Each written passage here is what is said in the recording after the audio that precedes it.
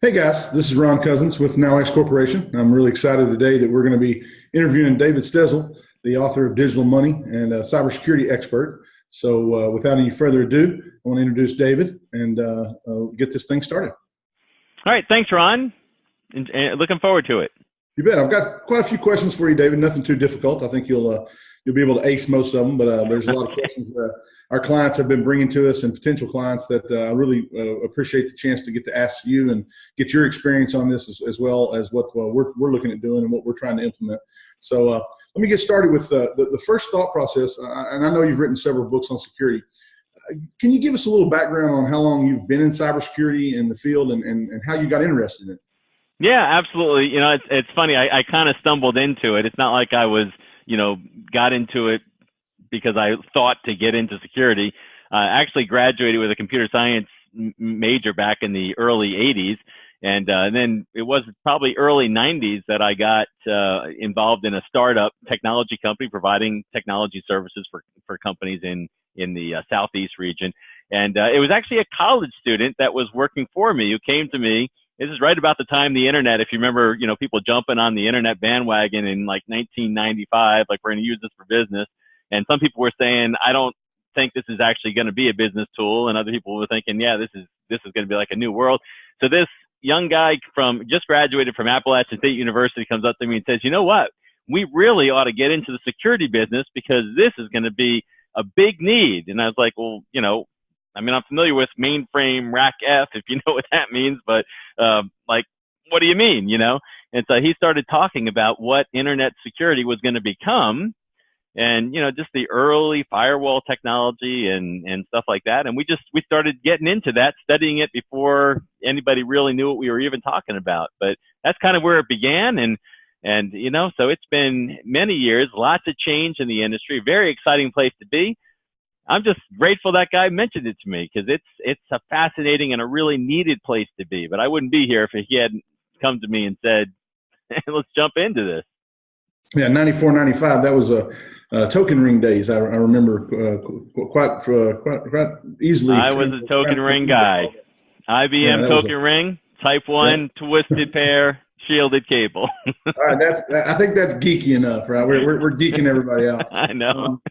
Well, let me ask you this, David.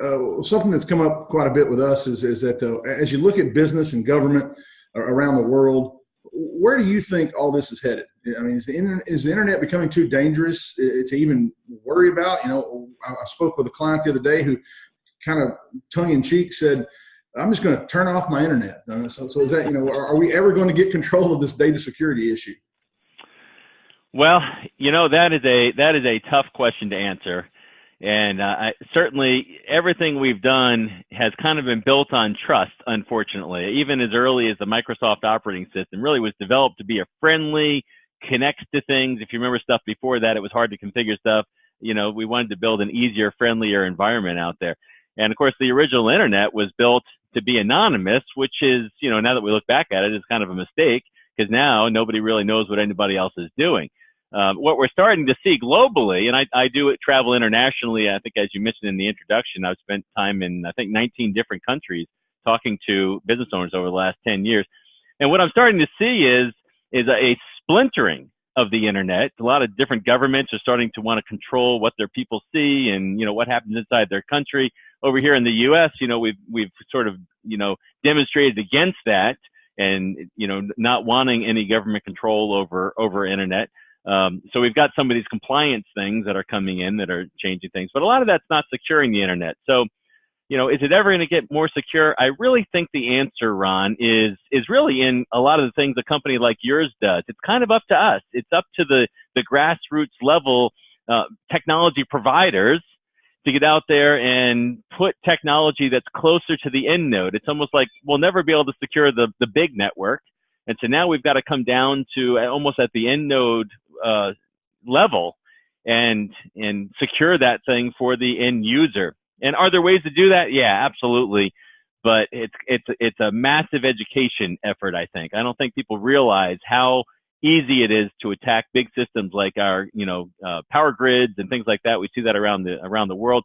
Luckily, or fortunately or whatever, the United States is is aggressive in protecting our infrastructure. But at the small business level, you really have to be thinking end node. There's nobody out there who's going to protect you from the internet. It's kind of up to you. And so I appreciate what your company's doing. I'm out educating other companies like yours, saying, boy, you got to get in there and do this, because it's not going to happen at a government level. It's got to happen at the small business level, because that's where it is. So it's unruly, and it's up to us to protect our piece of it. Yeah, we're calling that the last mile, and you know, that was a popular phrase not too long ago with the telecom arena, and we feel like that's where the weakness is coming in, is that last mile, and where we really have a lot of exposure. So I appreciate that answer. I think that correlates exactly with what we're seeing, what we're talking to our clients about. Moving forward, let's talk a little bit about the biggest fallacy I think that we're hearing from a lot of small business owners out there is how much effort is actually being made to target small business. Is the risk growing? You know, because we're hearing a lot of our potential clients are saying, we're too small. Who wants our data? Who wants our information? Why would anybody, you know, sit and look at our screens and watch us type sensitive information in? So I'd like to know from your perspective, how much effort do you see is being made to hit the small business arena? Yeah, and I suspect behind that answer that you would probably agree with me on this, that while the small business owner thinks of themselves as out there in the middle of nowhere and sort of hidden from the world, that's not the way the hackers view it. And I would say that the small business is a primary attack vector or space today. And the reason I say that is because when you look at what hackers really want, you know, it's in the small business. It's in any business. It's the financial information that I can, you know, people have said, well, we don't have a lot of money. Yeah, but you have lending potential. I've asked people, is your credit good? If your credit's good, I can take your credentials and I can go out and I can take out some hefty loans against your company, and you'll never know it. And if I do that across a bunch of small businesses, that can pile up to a lot of money. On the other hand, if I try to go hack into some really big financial organization, that's a sophisticated attack. That takes a lot of brain power, a lot of planning, and they've got a lot of technology in place to figure that out fast before I actually get where I want to go. So for me, if I'm the hacker, it's a lot easier to go after a bunch of small fish out there. I can sort of automate that attack, and I know that they don't really have security in place, because I know they're all thinking, I got a firewall and I got passwords, I must be okay, and we're too small anyway.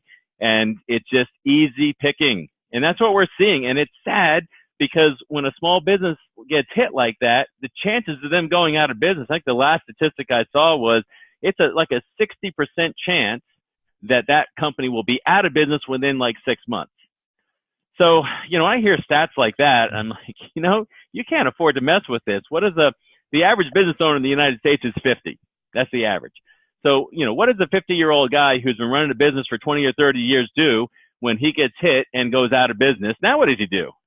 You know, I mean, it's a life disaster. So I am just encouraging business owners to stop thinking that way and start thinking of their business and their data as cash, and somebody wants that cash, and they're going to get it if you don't do something about it. Would you agree that it seems like the smaller business owners and the medium-sized business owners sometimes forget how the process of automation can speed this up to a point where a hacker doesn't have to sit in front of a keyboard and type 10 keys to find information. All they have to do is run one small piece of programming information to go across a million small businesses and pull out only the weak ones that are easy to penetrate. And I think that's where a lot of the confusion comes into. Do you see a lot of small business owners kind of the light goes on when they hear that thought process? Yes, I do. I think one of the main culprits out there in propagating the wrong message potentially are the uneducated IT organizations. And I agreed to, you know, do this with you because I know you guys are really focused on security. But I meet a lot of technology companies who security to them is like, you know, they'll put a firewall in for you. But really what their real offering is just sort of the maintenance of computers. And of course, that's their bread and butter. They've been doing it for years and they don't really know any better. And what they've been telling their client is, we got you covered. So I think that client has that mentality. Yeah, you know, I got an IT guy and they say they got me covered, whether it's an internal person or it's an external person. And because they're not a security person, it's like, you know, I relate data security to the healthcare industry quite a bit. And if you go to someone who's a general practitioner and, you know, you have a physical or whatever, they might look at the basic things and go, yeah, you know, you look pretty good. But when you go to the specialist who really understands something weird, you know, a lot of times they'll pick up something if you got something that's wrong, you know, they'll pick it up.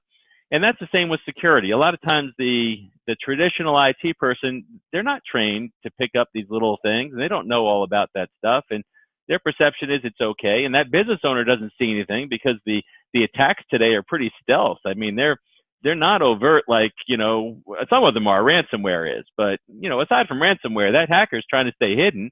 And that business owner's looking around going, well, everything's okay to me. So, you know, when that's the case, you know, what are they going to do? That's why they just need education. And when I get out and speak and I show them some of the things going on, a lot of times they're surprised, like, wow, I didn't know you could do that. You know, and yeah. I'm like, yeah, you know, like you said, that's a class attack. I can just set this attack up and let it run. And when it lands, it'll notify me and say, I got in over here. I got in over there. I don't have to be thinking, here's a company. I just, like you just said, I just blast it out and it notifies me I've landed. And then I go, okay, they've landed. I'm in, you know? Good. I'm glad we're on the same page there. It's been elaborating on that. Do you have any specific or certain industries that you think are more at risk than others? Well, there's certainly, you know, and it comes and goes, but there's certainly data that's worth more on the market at different times, and there's data that's less protected at certain times. So first of all, I like people to understand data is a currency. And in fact, there was a great Wall Street Journal quote not too long ago that said, data is the oil of today. You know, and of course, being in Texas, that should resonate, right? This is the new oil. The guy with the data has the oil. But when I look across industries, you know, the financial sector, particularly the larger financial institutions, banks and that sort of thing, have come a long way. Now, their data is worth a ton, but they've also put in a lot of sophisticated technology to prevent an attack. And you go over to healthcare data, for instance, and you see, you know, all the HIPAA compliance, and probably talk about compliance more maybe later, but that data is worth quite a bit of money. And I don't think people realize sometimes what you can do with healthcare data. But when you go out online and you see stuff like very expensive medical equipment for sale for cheap, you know where that's coming from. That's some guy who stole somebody's data, fraudulently purchased one of those motor scooters worth, you know, several $1,000s, and then put it on up for sale for, you know, half the price of a new one. And it is new, and he's going to cash out on that. So healthcare data is one of those where I don't think the healthcare organizations have done much more than check the HIPAA box, and their data is not secure. Other smaller financial institutions are going to be similar to that. R&D data, anybody who's developing something should really be worried about that, because there's a lot of overseas people. You look at countries like China, we hear a lot about China. There's a lot of question, you know, is China in our stuff? Yeah, they are actually in our stuff. And what do they want? They want innovation. So if you got companies here that are innovating stuff, you better believe there's somebody overseas that wants that innovation. And they're going to get it by coming into your company and finding that stuff. So any R&D data is going to be important. So anything that's healthcare related, anything that is R&D related, anything that is technical development related, all those things are, you know, hot on the market. Whereas credit card data, for instance, is a big target, but it's a commodity. There's so much credit card data on the market today, black market that is, you know, dark web, that, you know, it's not as valuable. But that other data is super valuable. That makes sense. And going back to something you mentioned before about ransomware, it seems like not too long ago that we were reading about ransomware every week. Somebody was getting ransomware, paying the ransom, not paying the ransom. In your opinion, is ransomware continuing to grow today? Well, the experts say yes, although people have gotten bored with the news topic. So one of the things I just want to mention, so everybody understands this, I think everybody knows this, that the media is more of an entertainment industry than it is anything else. So whether you believe that or not, but in the cybercrime arena, there's probably less news about ransomware, but don't make you believe that there's less ransomware attacks going on. There's a lot of that going on, and it's still growing.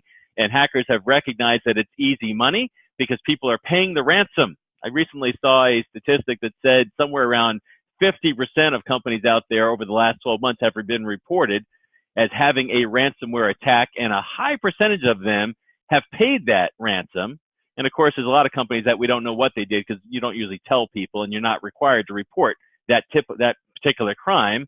Particularly in your state, you're not required to, so nobody would really know unless it got out. On the other hand, it's almost become a commoditized attack. In other words, there's so much ransomware stuff going on that people have started to look for other things. And I would say that crypto mining right now is a huge growth area. In fact, if you look at a year ago versus this year, the increase in crypto mining attacks is enormous.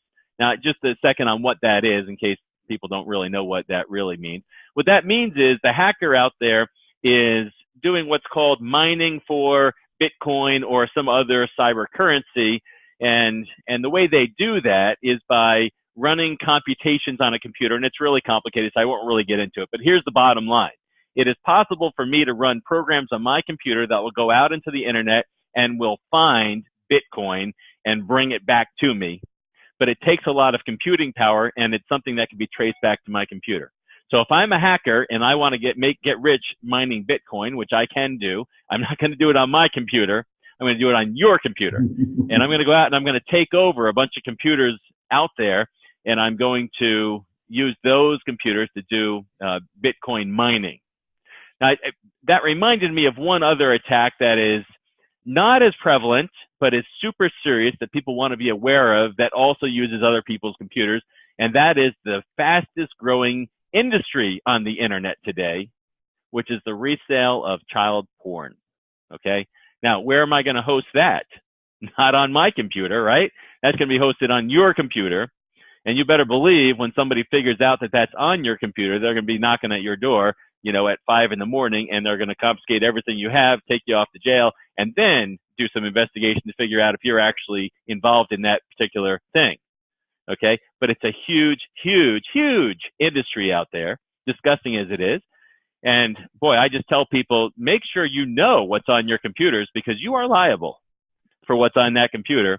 And there have been lives destroyed by, somebody being convicted of that, or not convicted, but investigated. And of course, their family for the next, several months is wondering, was my spouse involved? Who knows? It was on their computer. So there's, these kinds of attacks can be devastating and pervasive. Yeah, and one of the things that I think that you really spoke to very well there is the fact that a lot of times small business, medium business owners will want to carve out certain parts of the security model and say, well, let's just do this one or let's just do that one. And a lot of times the one they want to carve out is the one that has the trail of what's happened and how something got into the network and how something got moved from one place to another. And really when those people come and they knock on the door and they have that warrant, you want the ability to run that report that says, this IP address is not from inside my network. That's where it came from. We didn't copy it there. Obviously, we're not responsible for these files. Don't put us in prison for the rest of our life. And I think that's an important process to make, because the average IT company out there is not going to have that conversation with the guy whose face is going to be on the paper the next morning when the problem happens. So thanks for bringing that up. I think that's important. Right. Yeah. And just because you mentioned that, there is one more point that I would like to make there, and that is the investigation. People should understand that if they do get attacked, it is a crime scene.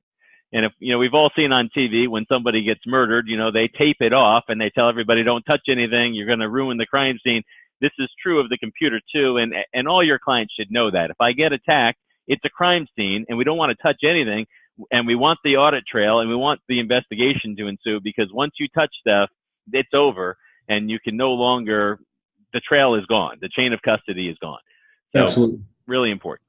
Absolutely. So now that we've scared everybody that's watching, we can maybe move on to something that's a little less scary. All right.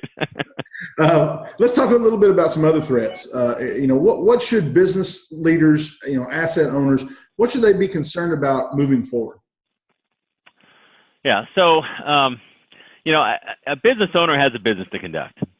And I get that. So, security can't be the number one concern. They can't be walking around all day thinking about data security. That's kind of your job, right? And so they should be thinking about growing their business. But they do need to realize that a couple of things. One is we are in a digital, what I'd call a digital megatrend, right? It is, I was just reading a survey done with CIOs. Now, of course, you're working with a lot of smaller businesses, but they're following the trend too. And the CIOs are kind of leading the way. And that is the digitalization agenda. You know, how do we make our company more digital, better customer service, more connected with our population out there, especially as millennials are, you know, bigger part of the buying portion of the people out there. I need to be connected with that. That means turning everything into data, turning everything into digital. And so I should be thinking that way. I'm turning my company that way. At the same time, I need to recognize, and everybody in my company needs to recognize, that data is a currency.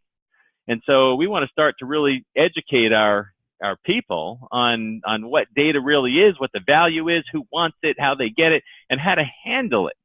And I don't see a lot of companies doing this. I mean, I think about somebody who gets on an airplane to fly it. You know, I fly a lot, so I get on the plane, and I'm expecting the guy who gets in the cockpit, he's going to be in charge of a lot of lives here, and I'm hoping that he has a lot of hours behind that seat.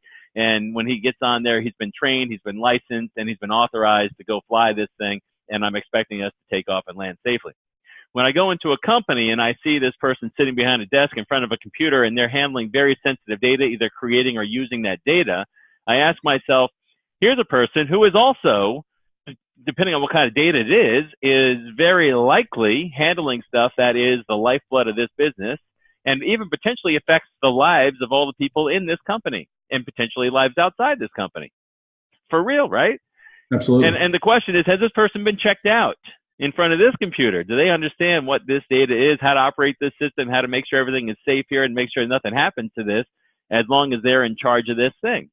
So what should they be thinking? They should be thinking that the people out there are growing in their desire to get my data. My data is growing in value as more and more people figure out how to make more money with my data and as the attacks get more sophisticated. And so they ought to be thinking, man, I need advisors, just like I need financial advisors to help me make wise financial decisions. I need technology advisors to help me make good technology decisions. And I also need specialists in the security space to help me make wise security decisions so that I can keep everybody here moving forward, growing my business, digitalizing my business without opening up my business to all these different attacks that are going to come at me if I don't do it carefully. Very good. That makes a lot of sense. And one of the things you mentioned in the digital world is obviously your book, Digital Money. I've read that book, and it's really, really good. I think every small, medium, every business owner should read it. Every person who touches data should read it and really understand that they are touching currency and they're dealing with people's livelihoods, and it's very important. So with and as you know, with your mentoring to us, we've partnered with a number of leading technology firms that monitor data access, usage, traffic, that we detect attacks and any kind of internal misuse of those files and that data that you're talking about. So in Digital Money, you talk a lot about this as an approach, a different approach than what people have done previously from the protection model. And I wonder if it seems like the thought process is changing a little bit here. Everyone seems to be talking a little bit more about threat protection and threat detection now. And do you feel that means that people are changing their strategy or looking at a new strategy to implement as we move forward? Well, first of all, I want to comment that it's rare that I hear somebody in your position say that you've moved into that direction, which I hear that you have, which is awesome, because most companies haven't. When I ask technology providers what they're doing in the security space, usually the answer I get is, we manage the firewalls, make sure they're up to date, make sure the rule base is good, manage access to their systems and everything. But there's little thought given to what you just said, which is detect threats. So I am starting to hear that a lot more from industry experts out there, that even Gartner Group, we have to move more toward detection. I started writing about this back in 2007. And I think the thing that got me into this was back in 2000, I was running a security assessment team, and we were out doing very large security risk assessments for big global companies, financial institutions, credit card companies, that sort of thing. And what I was finding is that the ability to get through is high. In fact, I just read a study. I can't remember how many companies were involved in this, but there was a study done very recently, just published. I think it was in the Wall Street Journal. And they were talking about, hundreds of networks that were reviewed in a particular study. And so this group went out, and here's what they said. They were able to break into 100%, every single network that they analyzed, they were able to break into and get into their data. And here was the most interesting part. They said 7% of them presented some challenge. I thought, wow. Mm. So that's crazy. Now, that kind of result got me thinking a long time ago, and actually it was my home alarm company that got me thinking this way. And when the guy came over, I just moved into a new home. The alarm guy came over, and I'm from New York, where you always need an alarm. So even though I live in the Southeast, we had to have an alarm. Just grew up thinking that way.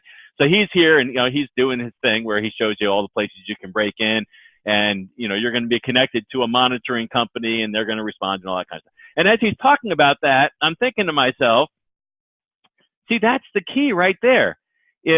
If I tried to keep everybody out of my house, I'd have to have bulletproof windows, and I'd have to have like barbed wire around my home, and it'd be pretty tough to visit me, You wouldn't be able to get in here. It'd be like a compound. Right. But instead, I'm going to pay a few dollars a month, and I'm going to have this company monitor, and I'm going to have this alarm system that's going to go off if somebody tries to break in. And by the way, I do own 3 German Shepherds as well, and they really start going if somebody approaches my home. So, and I started thinking that is the key to security right there. And then, many years later, after I wrote my book, NIST came out, and that was, central to their framework was the detection response process. And so I started going out and preaching that. Folks, you need to move to a detection strategy, meaning you need the intelligence. You need somebody monitoring what's going on in here, just like they're monitoring my home with cameras and motion detection and glass break. And you got to have the same thing inside your network, and you got to have somebody watching it. So if I could just add one more thing to that, here's the important piece. I saw a lot of companies buy because some sales guy came by and sold them some sort of detection technology, intrusion detection or whatever. And then what I observed was a lot of the people in these companies have no idea what they're looking at. And so all of a sudden they're getting all these alerts and stuff, and they don't know what to do because all these alerts don't make sense, and half of them are false positives. And so they end up shutting it off, kind of like you turn off your seatbelt alarm because you're just sick of it going off because you're not going to wear your seatbelt or whatever it is. And I'm like, this is a disaster. People think they're watching their networks. They don't even know what they're looking at. And it really does require some specialization, but it's not that expensive. And that's the really cool thing about the whole detection response strategy. That makes sense. And I think one part which leads me into my next question, one part that a lot of business owners neglect to think about is we need detection for all these people trying to get in. Well, what about the people that are already in? What about the people that work for you? What about the people that might, for some reason or another, not like you and want to do some harm to you internally? And we hear from a lot of small and medium-sized companies, we hear 2 things. One thing we hear is, our people would never do that. And the second thing we hear is, we don't have anything that really anybody would want. So could you kind of talk a little bit about those internal threats? And I know the statistics vary, but how concerned should our clients be about these internal threats and the misuse of their currency or their data? Yeah. So, internal threat is, first of all, it's a very difficult thing because what you just said, a lot of these small businesses have employees that they've known for years. And I hate the thought that, somebody that I know really well, maybe even a good friend of ours, works in our company. And the idea that they would steal from me as the business owner is a difficult thing. Kind of like, if you have kids and if your kids have ever, pilfered some money out of your wallet or your drawer in their teenage years when they were just desperate for something. When that happens, it's devastating. And you think, man, I wouldn't have expected my own, kid to do this, or my close friend or my employee that I've had here for 20 years. But I will tell you that the incidence of internal threat, there's 2 aspects to look at that are really, really important. The first one is that half of those internal threats are accidental. Okay, so it's not good. It's not good enough to say, well, I know everybody here, they would never do it. The truth is they don't know that they would do it. And so when I go out and speak, one of the things I go through, and you'll see this in my digital money book, I'm going through 7 issues that I see that are big trends. I talk about social media. I talk about mobile phones. I talk about some other stuff out there. And as I'm going through those, I'm asking my listeners and my readers to forget about the technology for a moment. What I really want you to think about as you read through these trends are this man or woman sitting over here who is not very technical, is sitting in accounts payable, or is sitting in a customer service seat, or is sitting in some seat where they're touching something financial or something sensitive. And they're really just trying to get their job done as fast as they can because they got 8 hours. They want to get as much done as possible. They want to be helpful. And so somebody calls in and says, hey, you know, I work for the support team and I noticed something weird about your computer. Can you just click on this link for me and test this thing for me? And, you know, what are they going to do? Who is this? You know, I got to check on you. You know, a lot of people are just going to be nice. They're going to be like, well, yeah, I can take care of that. Hold on, you know, and they'll do it. And who knows who that guy is? So half the threats, statistically, really, are people making mistakes, either cooperating with somebody outside who's fraudulent, or just doing something internal that they thought was okay that exposed data. Now, the other side of that is people incur problems. I mean, it's life, right? Human life. We run into issues. And I can't tell you, and it's sad, but I can't tell you how many small business people I've spoken to about security. I've encouraged them to put some technology on their workstation that allows them to see what their people are doing. And by the way, that's what the law says. It's okay to do that. You know, it's okay. If it's your computer, your company, you have a right to know what your people are doing on that computer, no matter what it is, whether it's personal or not. It's your computer, so you have a right to know. And I have had a large number, and this is so sad, it really is, but I've had a large number of small business owners come back to me and say, you know what? When I did that, I found out that this person was in fact stealing from me. They were having financial problems, they were in debt, maybe a recent divorce, or, you know, some big traumatic thing happened to one of their kids. They needed money and they were stealing from me. I can't tell you how many times that's happened. So here's an interesting statistic. Wall Street Journal, quote, 75% of employees admitted in a survey that they steal from their employees. That's a big number, and that doesn't even account for the people who wouldn't admit it, 75%. Right. So, you know, I tell business people it is best, don't spy on your employees. Like, and your kids too. I do this with my kids. I told my kids, listen, I'm installing software on our computers that allow me to see what you do. So don't do anything you're not supposed to do because they're my computers. When you move out, you can do whatever you want to do. But right now, you're on my airspace. This is my computer. This is my network. I'm paying for this, and I'm going to know what's on it. And so just don't do anything on it that I wouldn't want you to, because if you do, then I'm going to take away your computer privileges. You know? Great advice. Very good.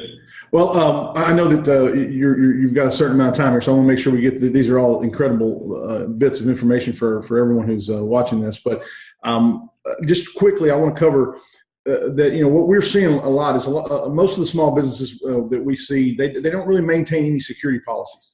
Obviously, we think they're very important, but I'd like to hear your opinion and you know, ask the question: do small businesses and medium businesses really need all of this documentation? Yeah, you know, I hate paperwork and bureaucracy. However, security policy, and of course people use that word a lot of different ways. But when I think about the security policies, I'm actually thinking about some documentation that exists. And then that documentation then gets applied to technology to enforce the policy. But here's what policy does. It doesn't actually protect anything. However, it does limit liability of the business owner. So here's the thing. You need to educate your users on what you can and can't do in this environment. You need to have documentation in place in case somebody breaks the policy. If you don't have documentation, there's not a lot you can do. And if something goes wrong, you know, I once heard a security guy say, and this really is pretty true when you really think about it, that every security breach involves some kind of policy violation or what should have been a policy. Either there's a policy to maintain your patches or to have certain types of passwords or to put data in certain places or to access remotely certain ways. I mean, those are all the things that policies cover. And so as a business owner, if I get hacked into and I lose data and somebody files lawsuits against me and all that sort of stuff, the way the law is written, I have to be able to demonstrate something called due care. Now, due care, what that means is when I show up to court or our lawyers get together, whatever it is, they need to prove that I have put in place the things that are expected, relevant security. Now, what does that mean? It's loose, but if I can show that I have a level of protection, meaning I've got passwords and firewalls in place and stuff like that, detection, meaning I can see what's going on, and there's a response plan in place in case something bad goes on, that's due care. That's it. And if I can show that, and somebody's coming at me with a lawsuit or something like that, I'm probably not going to get in trouble, even though I might go out of business because I got hacked into, and it might cost me a fortune. But I'm not going to be legally liable. And that's really the policy is for two things. I want to educate my people on what you can and can't do, and I want to limit my liabilities so that I am not exposed legally if something does happen that I was hoping wouldn't happen. You need it. Makes sense. And as we're talking about those documentation, the policies and whatnot, let's talk a little bit about compliance, because I know a lot of people get the two confused, security and compliance. So are the compliance regulations that we have now, do you feel like they're helping us? Do you feel like, a small business, how should small businesses view things like PCI and HIPAA and GDRP and some of our business clients are asking us, does GDRP even matter to us in the United States? So what's your take on that? Yeah. Okay. So let's break that down a little bit. First of all, I don't like compliance. And the reason I don't like it is because most of it is bureaucratic stuff that's coming down on us. Now, here's the way I look at this. Small business is and big business is getting hacked into and is losing data and misusing data, and all kinds of things are happening over here. So the population out there is looking for somebody to do something about it. It's kind of like you got riots out on the streets. You see this on TV sometimes. There's a big blow up, and you're sitting there, watching the news, and you're going, somebody should do something about this. And you're thinking somebody should step in here. I mean, they're destroying buildings. They're rolling cars over. They're setting stuff on fire. Somebody should do something. So here we are, getting hacked into. Well, let's say a big company like Sony gets hacked into. And it's devastating to that organization. A lot of employees there, a lot of people getting paid there, and it'd be a disaster if the whole company just collapses. So somebody has to do something about this. Well, who's going to do something about it? Well, who do we look to? We look to the government. We say, government, do something about this. Well, it's not an act of war exactly. I mean, it is an act of war, but we don't really know who did it, but we think somebody did it. We think we know who did it, or maybe we don't, but we want somebody to do something about it. So but we're waiting for the president or Congress or somebody to do something about it. Well, what do? The only thing they can do is create new laws. Okay, well, it's illegal to hack into computers. So they start, putting in all these policies in place. Now, the problem with that is when it gets down to the small business, there's a couple of things that weren't considered. First of all, how much does it cost to put all that stuff in place? And you look at a doctor today and ask them how that's going for them financially. And I think a lot of them will tell you, what, I make a lot less money today than I used to because I got to spend a whole lot of money on compliance. Right. So that's the way I view compliance. Now, that said, it's the law. So I encourage people to be compliant because it is the law. Check the box.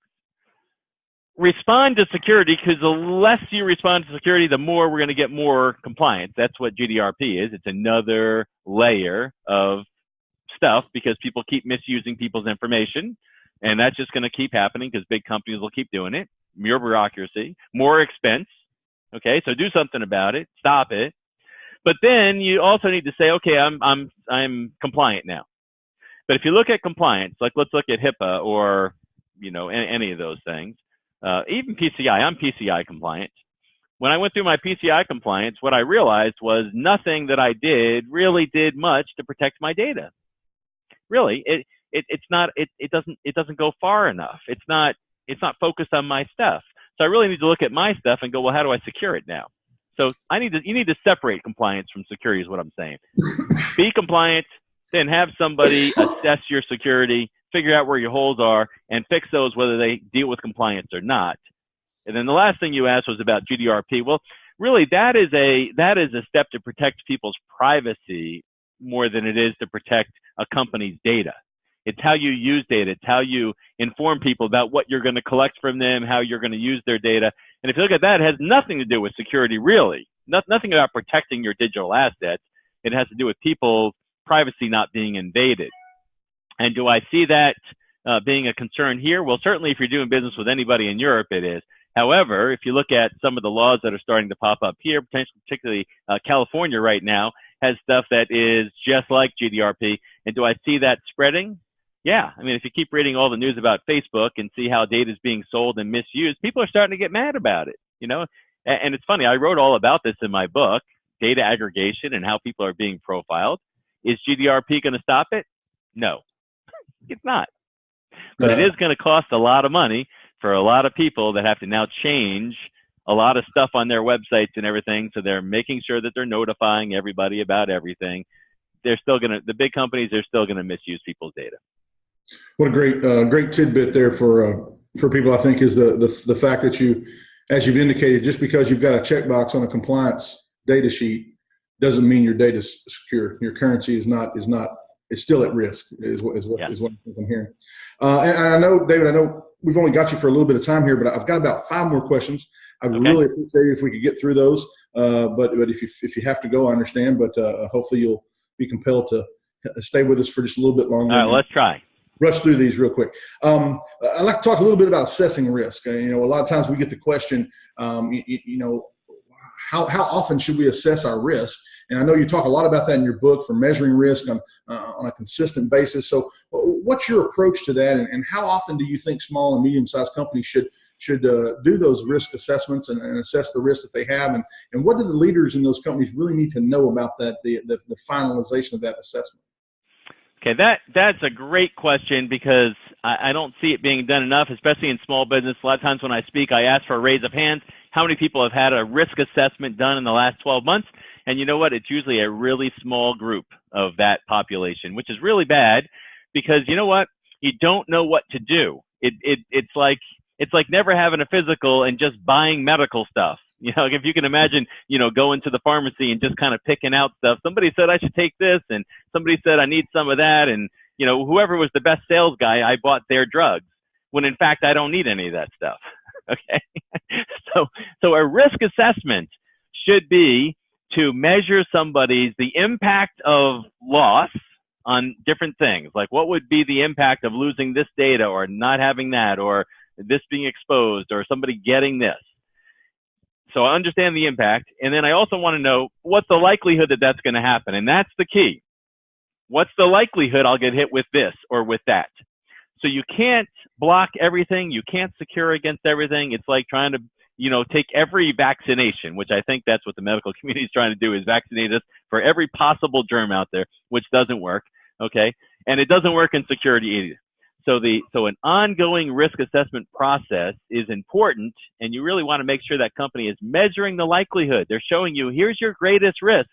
Here's how to protect yourself against that. This over here is not such a big risk, so just watch this. And of course, if you're doing that detection response thing you mentioned, a lot of, 80%, 90% of the problem goes away because it takes time for hackers to get in. So between regular assessments, and personally, I would recommend quarterly. If you're doing, a quarterly kind of checkup, I would recommend that. That means collecting some data, just like a blood test. And it also means talking with the management. A lot of times management don't want to be involved in security, but they need to be. Because what we're measuring is, Ron, what do you need in your company? What applications are important? What kind of data is critical? What's sensitive? What can't get out from a legal, business owner standpoint? And what's the likelihood? So I can take your requirements and I can look at your technology. I can sample some data just like I would blood. I can look at it and I can say, there's nothing really a problem here, or there are symptoms of compromise. And then that, along with my detection technology, it's kind of like breaking into a home. If somebody wants to break into my home, they're probably going to be canvassing the neighborhood. They're going to be probably driving around looking to see who's home and who's not when. And, then they're going to check that out a little bit more and maybe do some research and see, what kind of things I might have around my home. And then they might do a walk around and see where the best place, easiest place to get into my home is. And then they're going to break in. Same thing with security many times. You can detect it before they actually steal all your data. So if you're assessing and you're detecting, 80, 90% of the problem goes away. And if you've got the right stuff in place, many times the hacker can see that. And it's kind of like coming to my house. If you walk up my driveway, my 3 German Shepherds are going to come out to meet you. You're going to scratch your head and you're going to go, we might want to go next door. Right. And that's the best defense right there. Great answer, David. Thank you. I really appreciate that. So moving forward, let's talk a little bit about the cloud. Everybody's crazy about the cloud. Everybody wants to move as many of their applications in the cloud as they can possibly get up there. We obviously have our opinions, but I'd like to know, what do you think needs to be done with security? And a lot of these companies, they think that because they're moving things to the cloud and they're passing the responsibility, they think, to someone else, are they still at risk? Yeah, a lot of people have argued, is the cloud safe? Is it not safe? There are some issues that I want to bring up here real quickly. I do want to give the bottom line comment that, there are a lot of insecurities about the cloud. I think the cloud is more secure if you're in the right clouds than small businesses are willing to make themselves, if that's understandable. So in other words, a company could make themselves more secure without the cloud, but there's a lot of advantage to having the cloud, and there's probably more security invested in the cloud than a small business owner is willing to invest in themselves in many cases. That said, there are some things that every business owner that goes into the cloud needs to know. Now, a company like yours, I assume you provide some cloud services, right? Correct, we do. Yeah. Okay, good. So I know that I'm assuming your cloud services are local. They're in Texas. You have your hands on them. You know what's going on about them. Now, when I get outside that environment, and most companies, by the way, aren't in a cloud. They're in many clouds. And the bigger company you get into hundreds of clouds, because you've got apps and you've got, other big applications, and you've got storage, and you got all kinds of things going on that are in the cloud somewhere. So you start putting data out there in the cloud. Now, a lot of people have thought, now everything's secure because it's all in the cloud. Well, first of all, people should understand that everything really happens still on the workstation. And anything that's happening on the workstation, unless you have some very special, sophisticated thing in place, which most people don't, would be very expensive, it's not encrypted. So yeah, you're on this encrypted connection to the cloud, but once it gets on your workstation, it is not encrypted. Even my laptop, for instance, when I set it up, I set up encryption. But as soon as I turn this baby on and log in, it's not encrypted anymore. And a lot of people don't realize that. They think it's all encrypted. It's not. It's encrypted when it's sitting still by itself, but it's not encrypted right now because I'm using it. So whatever I'm accessing from the cloud is now not encrypted, and it's on my computer right now. So if somebody takes over my computer, which is easy to do through email, a website, any kind of malware that infects my computer, that can watch me on my camera, listen to me through my microphone, log my keystrokes, and there's all kinds of technology that does that today. I wouldn't know it. Everything I'm accessing from the cloud is now available to the hacker because it's all on my workstation. I brought it down here. So the security of the workstation is super critical. That's what I was saying earlier about you got to get down to almost to the end node security about it. Now, the other thing, though, that's important is we don't know where that cloud is. And so, there are laws in the United States that govern how things work. And if, for instance, if somebody breaks in and compromises my data and all that kind of stuff, there's, certain legal action taken. But what if my data is in India? Who governs that? Who's in charge? Who do I call? Somebody hacked into my data in India. What are we going to do about that? Right. Nothing. What if that company goes out of business? Do I get my data back? Do they delete my data? Am I sure they deleted my data? I don't know. And how secure is that cloud provider? Have they really put all the stuff in place? They were cheaper than the other provider, CloudX, whoever they are, right? And a lot of companies don't take any time to evaluate the third party, and this even goes outside of cloud. Target got hacked into because they're HVAC support company. So you got to start thinking cloud and third party, everybody's connected. Who has access inside my computing world? And anybody who's from that cloud side does. So security kind of goes away unless I really trust my cloud provider. So I encourage people, go with name brand, people who are also working with other big companies. Like when I use Google for something like Gmail, and there's a lot of stuff, that has come out in the news about who's watching whose data. So I'm not really commenting on that. But I know that there are big people like Cisco using the same cloud I'm using. and so I feel better about that because I know that they're concerned about it too, and they actually have some power, and I don't, because I'm a little guy. Correct. So, net result, go with name brand things. Don't download stuff you don't know. Don't connect to clouds you're not really familiar with. There was just a big news blurb out there about people buying cheap Android phones that are preloaded with apps on them that are like burners, but those apps were infected and collecting information on them and feeding it to a hacker. That stuff's going on when you just go the cheap route versus going the mainline name brand route. You got to go that direction. And I think that, I know your passion is the same as ours here at Nowx with the cybersecurity and we love when we see a client have an epiphany based on some data or some information that we're providing them. And part of what you just said brings me back to a point of, talking to a client about their Office 365 emails and informing them that, Gartner has said that if you have Office 365, you need it backed up. And the asset owners always look at me and say, what do you mean? Isn't Microsoft doing that for me? And that's a perfect example of a cloud provider where you don't really know exactly what they're offering, but you make assumptions. And when you make assumptions, sometimes it can come back to really hurt you, especially when people use their email now as a document management system, pretty much. So I really appreciate you elaborating on that from a cloud perspective. It kind of pushes us right into the next question, which is the bring your own device, philosophy and the mobile connectivity and the, kind of, if you could let our clients know what are the big security issues here. I mean, how do you recommend small and medium-sized companies handle these bring your own device BYOD trends? Yeah, that is a huge hairball. Because on one hand, it's really risky. On the other hand, I wouldn't carry two devices.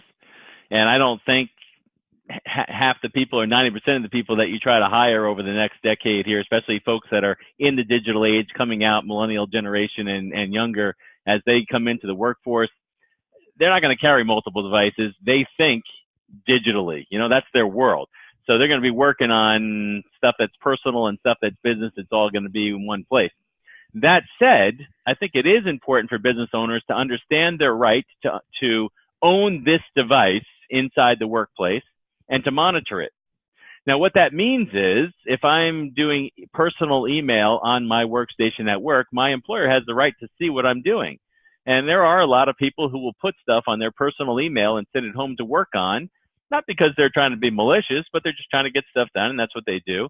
And an employer needs to be able to prevent that. And the only way to prevent that is to do something on that workstation that lets them know what your personal email is doing. That's somebody consider that a privacy issue. Now, all of a sudden that gets cloudy when I bring in my phone because I own my phone and I'm getting email on my phone and I'm getting work email on my phone. And so now the question is, well, how much data am I storing on my phone? This is the problem. And there are some technologies out there today that are starting to come about that will segment your phone so you can divide it into work and not work and all that. But wow, it starts to get complicated, Can an employer delete their own data off of somebody else's phone? Well, it turns out you can't. If it's my device, you can't touch it, even though I got your data on it. So this is a problem that needs to be addressed. And I don't know that I have an answer for you there, Ron. Once you get into the personal device, you need to understand that's that person's device. And if your policies and your technology doesn't prevent people from putting stuff on that device, they own it. And when they walk out the door or they sell this thing on eBay, you just lost it. And there's nothing really you can do about it. So business owners need to be aware of that. There are, again, some technologies that will help us prevent some of that. I know there are some pretty good technologies today that will tell me if you're moving data out of like a shared drive or something onto a personal drive or into a cloud or something like that. And, at least you can track that kind of stuff and you can block that stuff if you need to. But, once it gets on that personal device, it is a big risk and there's nothing you can really do about it other than put policies in place that tell people you can't do that. And that's, I don't know where we're headed with that, Ron, but it's a problem. Well, I appreciate your answer, and one of the reasons that we like working with you and we like each other so much is that we have the same philosophy, which is we like to manage expectations. And so even if the answer is not an answer that someone likes, at least the expectation is known, and that's what we're here for. And I appreciate you giving the people that are watching this the opportunity to understand that is an issue, and they need to be aware of it so that they understand the expectation when people do walk out with those things. I know you've really got to go. I got two real quick questions. I promise. They're really fast. So bottom line, let's bottom line this. How much security does a small business need? I mean, we had a conversation the other day. We could spend their entire budget. We could spend $1 million to secure them.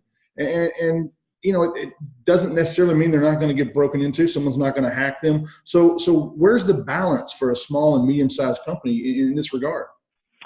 Yeah, you could, if you start throwing money at technology, you're going to spend a fortune. And so I tell companies, stop thinking about security products, stop listening to the security product salespeople, and start assessing risk. From a risk assessment, look at what your real risks are.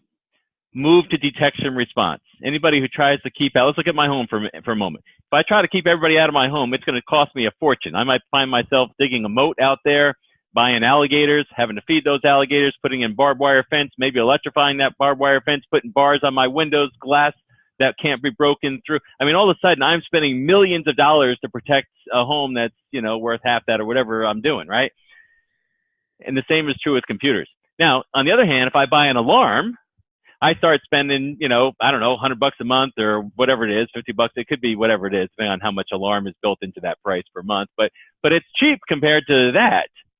So I tell companies, well, what do you really need? You really need a company that understands, a third party, just like I do. I don't manage my own security. I got a company out there that monitors my stuff. I've got some things in place here that help me. I got my dogs and stuff like that.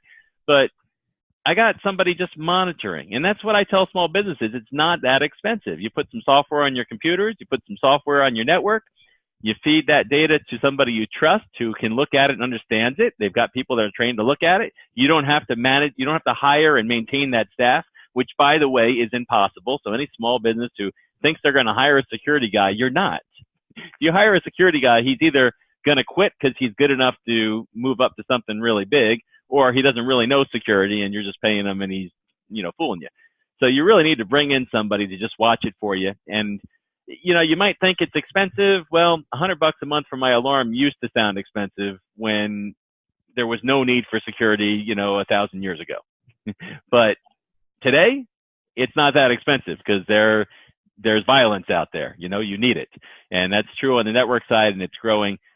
That's what they need. I can't answer that. How much do you need?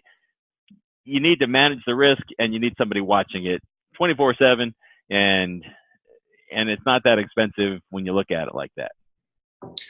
Thank you so much. And I'm a big believer. Final question. I'm a big believer in anytime you find someone that you feel like really knows something that you want to know. I'm big on asking them, you know, how do I stay current on these things? So I'd like you to let our clients and anyone that's watching this know, you know, what should they be doing to stay current on security issues? What should they be reading? What should they be listening to? Any tips you can give us in that regard would be awesome. Yeah, you know, I don't like the newspaper for this sort of thing, and a lot of people, you know, read stuff in the newspaper and they read about these hacks, and the information is built more for entertainment than it is for true education. I think the education comes in having specialists coming in and doing the assessment and following them through on it. And in fact, you know, even in my own home with my own kids, when there's something broken here or there's maintenance people coming in to do something like, you know, look at our HVAC system, I got my boys following them around. Learn from these guys. These guys actually know what this stuff does. And it would be good for you when you become a homeowner to know what all this stuff does, how it works, what breaks, how they fix it, even if you never have to fix it personally. And that's what I tell business owners. Get involved with your security provider, listen to them, ask questions, get educated. And the same with your doctor. You know, you ought to be talking to your doctor. You ought to educate yourself about healthcare.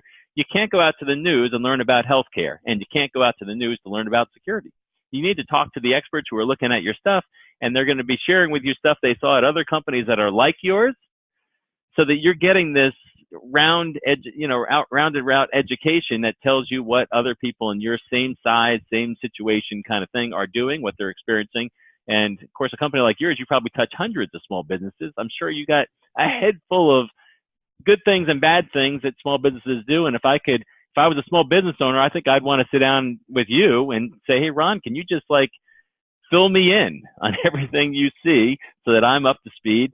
And without having to read a ton of stuff, you could just kind of give me a brain dump, every once in a while. And I would feel like I knew enough to know that and then carry on my business. That's what I would do. We definitely like to do that, and I think that's a great answer. And David, I really appreciate all of the answers you gave us today. I think it's really going to help a lot of people, and we appreciate your time and look forward to seeing you soon. All right, very good. Well, thank you, Ron. I've enjoyed the time here, and I hope this was helpful. Thank you.